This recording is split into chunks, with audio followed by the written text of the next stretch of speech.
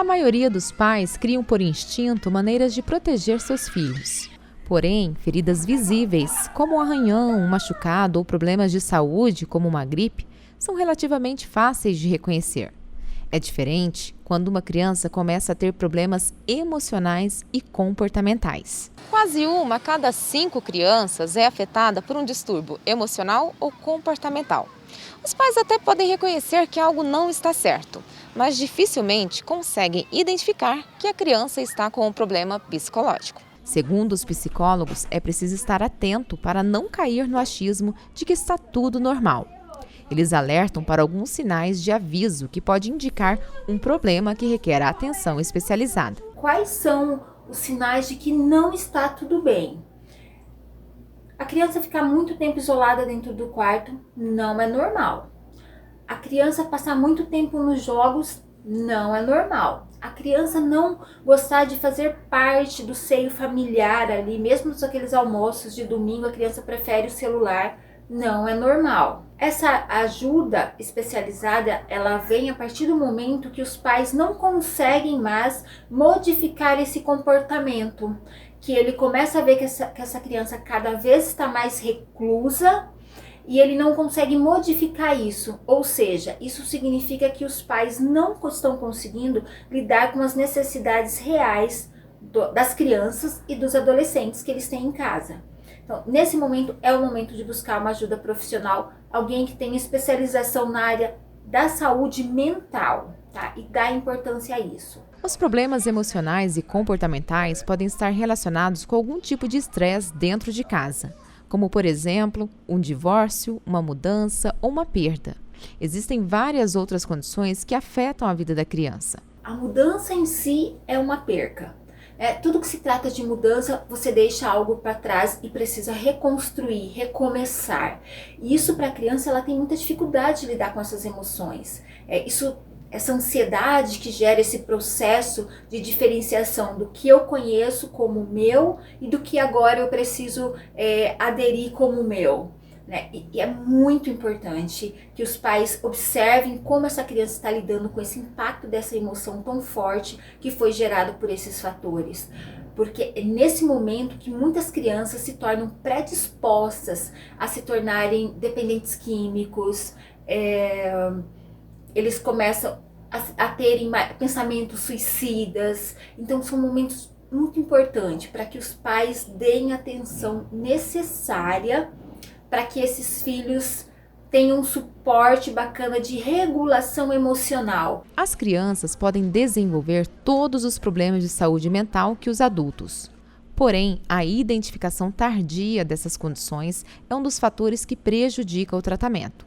A criança leva mais tempo para expressar esses transtornos, porque as emoções deles acabam sendo invalidadas pelos adultos. Então, durante esse processo, até que se realmente identifique que ali tem um problema mental instalado,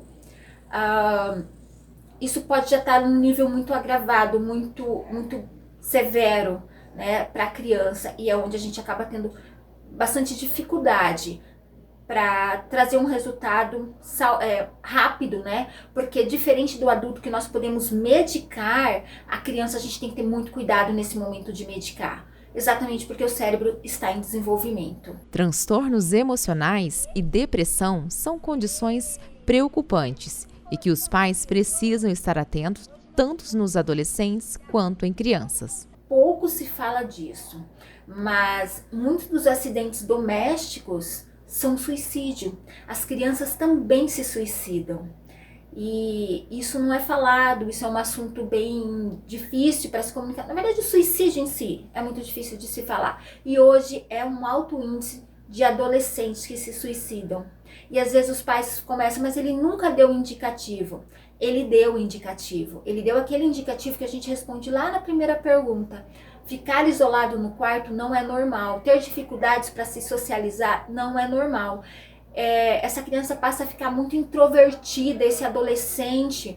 Então, eles dão sim os sinais. É que nós não damos valor às emoções que as crianças e os adolescentes sentem. O TDAH, transtorno do déficit de atenção e hiperatividade, também uma condição mental de difícil identificação, porém muito comum, principalmente na fase entre 6 e 12 anos de idade. Esse transtorno pode fazer com que a gente dê um falso diagnóstico de um transtorno de ansiedade, pode fazer inclusive um falso diagnóstico da depressão, porque para esse transtorno pode ser comorbidades essas outras duas coisas, sabe?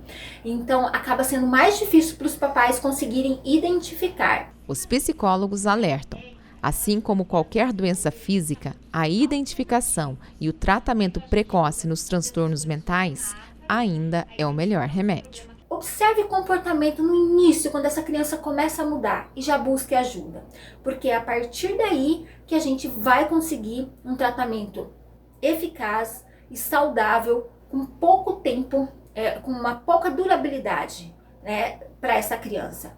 Então, papais, fiquem atentos, observem, valorizem as emoções das crianças, dos seus adolescentes. O que eles sentem é real, é tão sofrido quanto para nós, lembrando que a diferença está na forma que eles enxergam o mundo, porque eles estão na fase de descoberta, de conhecimento, enquanto nós já vivenciamos essa experiência. Portanto, muito das coisas que acontecem com eles, nós fazemos parecer que não tem valor. E isso traz muito sofrimento e isolamento para essa criança, porque ela deixa de contar o que ela sente.